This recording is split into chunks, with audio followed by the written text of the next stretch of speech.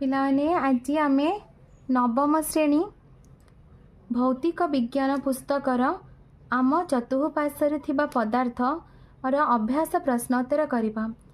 1 number निम्नोक्त तापमात्रा को Celsius scale रे परिणत कर। ताले एठी देखो एठी केल्विन रे अछि तापमात्रा, आमे ताको सेल्सियस स्केल रे परिणत करिबा। ताले हमर सूत्र होची degree Celsius is equal to k minus 273। ताले आमे ताको किपरि भाबे सेल्सियस स्केल रे प्रकाश करिबा केल्विन को। ताले एठी प्रथम प्रश्न देखो ए होची 300 केल्विन, ताको आमे सेल्सियस रे करिबा। सेल्सियस रे करिया पे सूत्र होची के माइनस 273। ताले आमे बस 300 टू 273 को माइनस कर देले सेटा डिग्री सेल्सियस रे परिणत हो जिवो। ताले केते होबो 27 डिग्री सेल्सियस। तापरे बी नंबर देखो प्रश्न बी नंबर होची 470 केल्विन। ताले आमे कोन करबा ना 470 माइनस 273 डिग्री सेल्सियस ताले समान केते होबो ना 197 डिग्री सेल्सियस होची यार उत्तर। तापरे सी नंबर देखो 237 केल्विन। ताले आमे 237 रो 273 को माइनस करदबा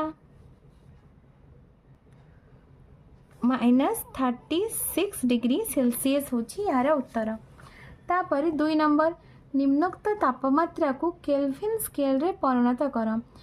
ताहले देखो केल्विन स्केल रे परिणत करिया पई सूत्र होची हमरो बस आमे कोन करिबा ना 273 देखो एठी सूत्र दे देची 273 plus degree celsius equal to kelvin plus degree celsius equal to kelvin हे जिवो। ए नंबर प्रश्न 27 डिग्री सेल्सियस ताले आमे कोन करिबा ना 273 रे 27 ऐड कर दबा। 27 ऐड कर देले सेटा कोन हे जिवो ना केल्विन हे जिवो। ताले देखो 300 केल्विन। से परी बी नंबर 100 डिग्री सेल्सियस को आमे 273 रे जोग कर देले सेटा केल्विन रे परिणत हे जिवो 373 केल्विन। एही परि भाबे तुमे आउ जेतक अछि जेते डिग्री सब अछि 273 degree Celsius 0 degree Celsius minus 20 degree Celsius रे 273 ऐड कर देले सेटा कोन हे जिवो ना केल्विन रे परिणत हे जिवो। 3 नंबर कारण दर्शाओ। ए नंबर प्रश्न गंध कर्पूर गुली गुडिक किछि दिन पर अदृश्य हो जाए। उत्तर वायुमंडलीय तापमात्रा रे गंध कर्पूर गुडी गुडिक सीधा सड़क कठिन अवस्थारू गैसीय अवस्था परिणत हुअंती सेथिपाई गंध कर्पूर गुली गुडिक किछि दिन पर अदृश्य हो जाए। पी नंबर आमे अतर शिशी ठारू अनेक दूरतारे थाई मध्य अतरर बास्ना अनुभव करि पारू कारण विसरण प्रक्रिया द्वारा जो अतरर कणिका गुडिक थाए द्रुत बेगर सबु दिग को व्यापी जाए। तेणु बायुरे थिबा अन्य कणिका गुडिक सह मध्य मिसी जाती एमाने। तेणु आमे अतर शिशु ठारू अनेक दूरतारे थिले मध्य हमको अतरर बास्ना अनुभव हुए। 4 नंबर निम्नोक्त पदार्थ गुडिको सेमानक अणु मध्य थिबा आकर्षण बलर परिमाण को आधार करी सानरू बड़ क्रम रे लेख। जल चीनी ऑक्सीजन दत्त पदार्थ गुडिको सेमानक अणु मध्य रे थिबा आकर्षण बलर परिमाण को आधार करी सानरू बड़ क्रम सजाइले ऑक्सीजन जल तापरे आसीबो चीनी। सानरू बड़ क्रम ऑक्सीजन होछि हमर गैसीय पदार्थ सेतिपय तार जो अणु मानक मध्य जो आकर्षण बल थिबो सेटा बहुत कम थिबो दुर्बल थिबो। तापर होछि जल होछि हमर तरल पदार्थ ऑक्सीजन होछि गैसीय पदार्थ जेहेतु तार आकर्षण बल नथिबा परी बिल्कुल किंतु जल होछि तरल पदार्थ तार आकर्षण बल कम अच्छी किंतु चीनी होछि कठिन पदार्थ तेणु यार पदार्थर जो अणु मानक मध्य आकर्षण बल थाए सेटा टिके अधिक। 5 नंबर जलर भौतिक अवस्था निम्नोक्त तापमात्रा रे कोन हबो।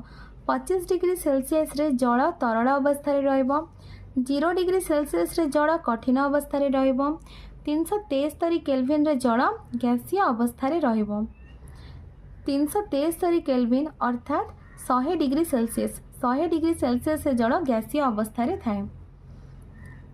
6 नंबर निम्न प्रदत्त उक्ति गुड़िक वाक्य गुड़िक बुझाइबा निमंते दुईटी लेखाएं कारण प्रदान कर।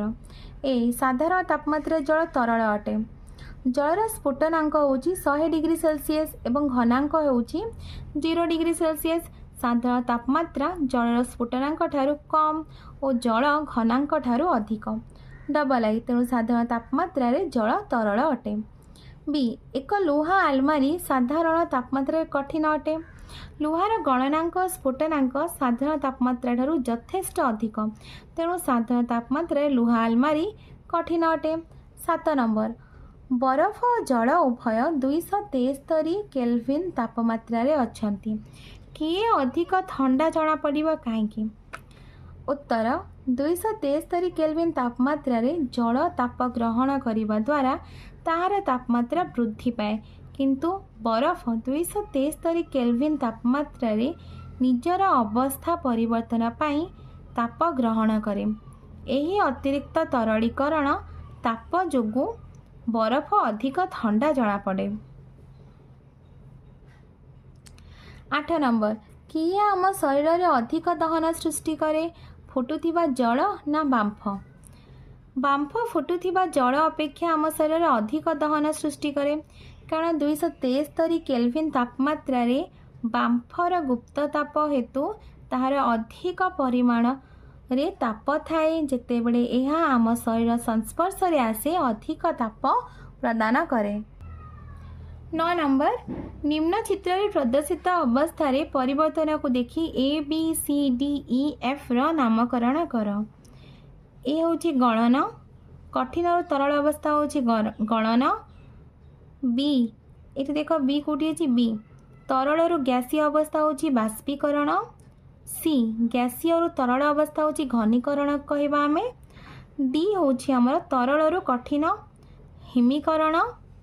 तारे ई होची हमर कठिन रु गैसीय ऊर्ध्वपातन।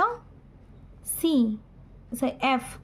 एफ होची हमर गैस रु कठिन ऊर्ध्वपातन। पिलाने तुमको वीडियोटी भल लगिले लाइक एंड सब्सक्राइब करिवो, निज सांग पिला मानक सहित शेयर मध्य करिवो।